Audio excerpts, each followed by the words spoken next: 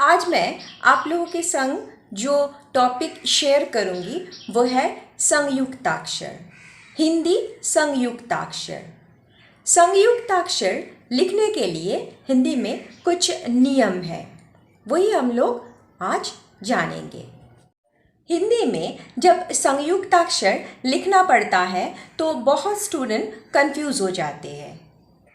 आज मैं इस वीडियो में बताऊंगी कि संयुक्ताक्षर लिखने के लिए क्या नियम है। पहले जान लेते हैं कि संयुक्ताक्षर क्या है। दो वर्ण या अक्षरों को जब जोड़ के लिखा जाता है उसी को ही संयुक्ताक्षर बोलते हैं। इस वीडियो में मैं संयुक्त व्यंजन के बारे में बताऊंगी। संयुक्त व्यंजन को लिखने के लिए 3 भागों में बांटा जाता है।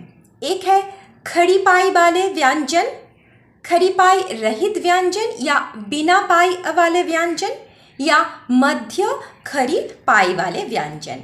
ये 3 प्रकार, ठीक है। पहले पाई के बारे में जान लेते हैं। पाई क्या है? ये देखिए, इस जैसा टिक मार्क दे के लिखा हुआ है एक लाइन, ठीक है। ये डंडा जैसा एक लाइन, तो लेटर के साथ ये जो डंडा है ये अगर है शेष भाग में तो वही है खड़ी पाई। चलिए अभी व्यंजन वर्ण ये जो है इससे देख लेते हैं जो खड़ी पाई वाले व्यंजन क्या क्या है।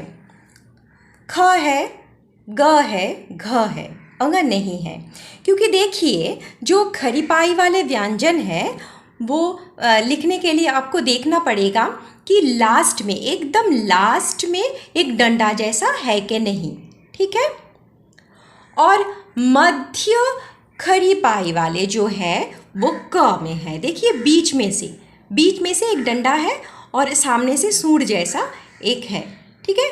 इस जैसा है तो ये मध्य खड़ी पाई वाले व्यंजन है। फ, ये भी मध्य खड़ी पाई वाले व्यंजन है। क्योंकि मैं मध्य खड़ी पाई वाले व्यंजन के लिए क्या बताई कि बीच में से एक डंडा जैसा है, एक पाई है, ठीक है। तो बीच में से किसी भी लेटर या वर्ण है तो बीच में से कोई उस जैसा पाई है, डंडा है, और सामने से सूंड जैसा है, ठीक है। ये फ में भी है और क में भी है। अभी देखिए मध्य खड़ी पाई वाले व्यंजन इस जैसा दिखने में इस जैसा है, बीच में से पाई है, ठीक है, और सामने से सूंड जैसा है। अभी जान लेते हैं खड़ी पाई रहित या बिना खड़ी पाई वाले जो व्यंजन है उसके बारे में। देखिए बिना खड़ी पाई मतलब ये जो पाई है, ये देखिए इधर पाई क्रॉस करके नहीं लिखा है, ठीक है। मतलब जिस लेटर में या वर्ण में इस जैसा पाई नहीं है तो वही है बिना पाई वाले व्यंजन। अभी कुछ बिना खड़ी पाई वाले व्यंजन देख लेते हैं। अंग है, ट है, ठ है, ड है, ढ है, द है और ह है, ठीक है। इस जैसा आपको जस्ट देखना है जो लेटर है, मतलब व्यंजन वर्ण जो है साइड में से तो कोई इस जैसा पाई है कि नहीं, ठीक है, यही देखना पड़ेगा। और ये जो लास्ट में 4 लेटर लिखा है ये भी खड़ी पाई वाले ही है, ठीक है। देखिए साइड में से एक पाई है। तो खड़ी पाई वाले जो वर्ण है उसको पहचानने के लिए क्या तरीका है? देखिए स, अण, ग, ख और इधर है न, ठीक है। ऐसे मैंने रेड कलर से मार्क कर दिया। देखिए यही है पाई, ठीक है। खड़ी पाई इसको ही कहा जाता है। और खड़ी पाई रहित या बिना खड़ी पाई वाले जो व्यंजन है दिखने में कैसे है? इस जैसा। देखिए साइड में कोई भी एक डंडा या लाइन जैसा नहीं है। और अगर किसी भी व्यंजन वर्ण उस पर बीच में से अगर इस जैसा पाई है तो ये मध्य खड़ी पाई वाले हैं। तो खरीपाई वाले जो व्यंजन है उसको लिखने के लिए नियम क्या है, देखिए ये जो एग्जाम्पल है इसके ज़रिए हम लोग समझ लेते हैं। सत्य, ये देखिए त और य, इधर स को पूरा लिखना पड़ेगा और ये जो संयुक्त व्यंजन है इसके बारे में आपको जानना है, ठीक है। तो इधर देखिए संयुक्त व्यंजन, तो एक है त, एक है य। तो पहला जो वर्ण है त, इधर क्या है त, ये खरी पाई वाले हैं क्योंकि देखिए त साइड में से एक ये डंडा जैसा है, ठीक है।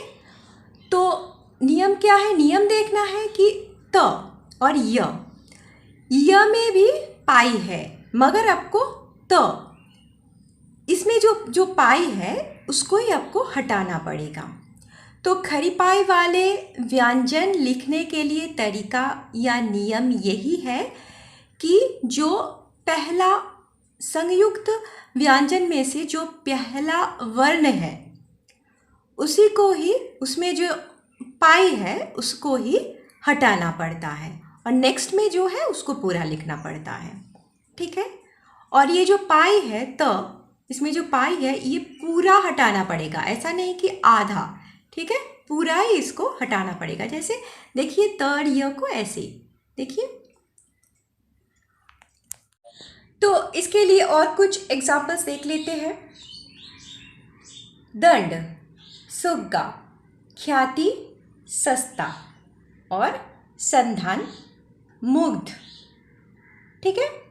इसमें देखिए इस जैसा पाई ये सभी लेटर में है या वर्ण में है, तो मैंने रेड कलर से इसको मार्क कर दिया, पाई इसी को ही कहते हैं, ठीक है।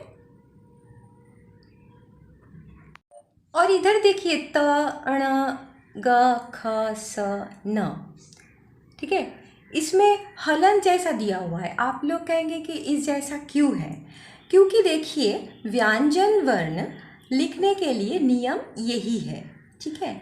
क्योंकि व्यंजन वर्ण जो है वो आधा है, अधूरा है या खंडित है, ठीक है। तो इसी वजह से व्यंजन वर्ण लिखने के लिए आपको इस जैसा हलन के संग ही लिखना है। जब व्यंजन वर्ण के हिसाब से इसके संग स्वरवर्ण लिखना है तो जोड़ के लिखने के लिए वो ओनली त लिख सकते हैं, जैसे त प्लस अ तो त लिख सकते हैं, ठीक है। व्यंजन वर्ण लिखने के लिए जो नियम है, अगर ये नियम किसी भी स्टूडेंट को मालूम नहीं है तो इसके ऊपर एक वीडियो है, उनको मैं ये वीडियो देखने के लिए बोलूँगी। खरीपाई रहित या बिना खरीपाई वाले व्यंजन लिखने के लिए नियम क्या है, दो वर्ण, देखिए इधर ट है और य है। इधर नियम है कि बिना खरीपाई वाले जो व्यंजन है उसको लिखने के लिए दोनों को ही पूरा लिखा जाता है, ठीक है। इसमें कुछ भी हटाना नहीं पड़ता है। देखिए ट और य, तो ट और य को ऐसे जोड़ के लिखना पड़ेगा, नाट्य। ट और ठ तो ऐसे लिखना पड़ेगा, ट ट एक साथ ऐसे लिखना पड़ेगा, ड ड ऐसा लिखना पड़ेगा और द य ऐसे लिखना पड़ेगा। जैसे एग्जाम्पल देख लेती हूँ, नाट्य, इकट्ठा, चट्टान, गड्ढा और गद्य। इधर मैं एक बात बताना चाहूँगी कि अगर आपको पास पास किसी को लिखना है तो आप इस जैसा लिखिए, हलंत के संग, ठीक है। जोड़ के लिखना है तो पहला वाला लिखिए, ठीक है। और नेक्स्ट में जो हलंत के संग लिखना है, पास पास लिखना है तो हलंत दे के ऐसा ही लिखिए, ठीक है। मध्य खरीपाई वाले व्यंजन, मध्य खरीपाई वाले व्यंजन को लिखने के लिए तरीका या नियम ऐसा ही है। जैसे देखिए क और क, तो डबल लिखने के लिए आपको ऐसा लिखना पड़ेगा, क य, तो क के संग य ऐसे लिखना है और फ और त ऐसे लिखना है। देखिए पक्का जो है आप दोनों तरीका से ही लिख सकते हैं। पास पास लिखना है तो आपको हलंत लिखना पड़ेगा ऐसे, और जोड़ के लिखना है तो ऐसे लिखना पड़ेगा। मध्य खरीपाई वाले जो व्यंजन है उसको लिखने के लिए ये जो पहला वर्ण है उसको जब दूसरे वर्ण के संग जोड़ा गया है तब देखिए पहला जो क है उसको आधा लिखा गया है। तो नियम यही है कि उसको आधा कर दिया जाता है, देन नेक्स्ट में जो है उसको जोड़ के उसको पूरा लिखना पड़ता है। ठीक है, वाक्य में देखिए क और य जब जोड़ा गया है तो क ये सूर्य जैसा जो अंश है उसको आधा लिख के देन य के साथ जोड़ा गया है। फ और त इसको ऐसे लिखना पड़ेगा हफ्ता।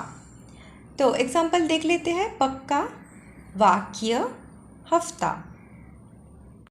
ये आप लोगों को याद रखना है कि पास पास लिखने के लिए हलंत के संग इस जैसा लिखना पड़ेगा, मगर जोड़ के लिखने के लिए ऐसा ही आपको लिखना है। और मध्य खरीपाई वाले जो व्यंजन है बीच में से मतलब मिडिल में जो पाई है, इसी वजह से ये जो नाम है मध्य खरीपाई वाले व्यंजन, ठीक है, इस जैसा नाम है। Thank you.